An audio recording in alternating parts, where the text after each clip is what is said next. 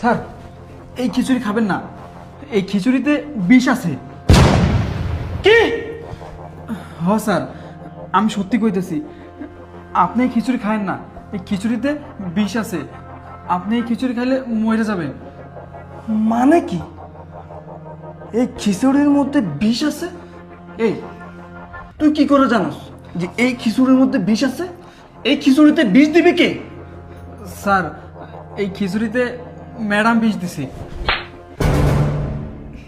বেয়াদব! তুই সামান্য আমার বাড়ির কাজের ছেলে, আর তুই কইতেছস তোর ম্যাডাম খিচুড়ির মধ্যে বিষ দিছে? এই, তোকে আমি মেরে ফেলবো। এই কি হলো?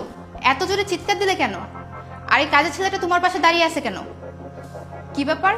তুমি এখনো খাবার খাওনি? আরে কিছু না, ওই যে সজীব এই মাসের বেতন পাবে, তো ওই বেতনটা চাচ্ছিল। তুমি যাও, তুমি উপরে যাও, আর ইয়ে করো, ওই যে আমার ব্যাগটা নিয়ে আসো, জলদি করো। আচ্ছা। ঠিক আছে, আমি খাচ্ছি। ওকে, যাও।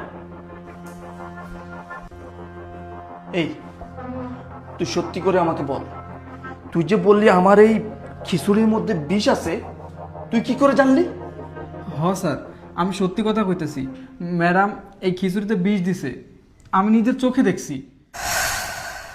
হ্যাঁ হ্যাঁ, আমি খিচুড়ির মধ্যে বিষ মিশাই দিছি। হ্যাঁ, তুমি যেভাবে বলছো ঠিক সেভাবেই করছি। আরে কোনোভাবেই বুঝতে পারবে না, এমনভাবে মিশাইছি না, ও কেন, ওর 14 গোষ্ঠীও কখনো টের পাবে না। আর ও যদি মরে যায় তাহলে তো বুঝোই, এই সয় সম্পত্তি সব তোমার আর আমার। এখানে শুধু তুমি আর আমি থাকবো।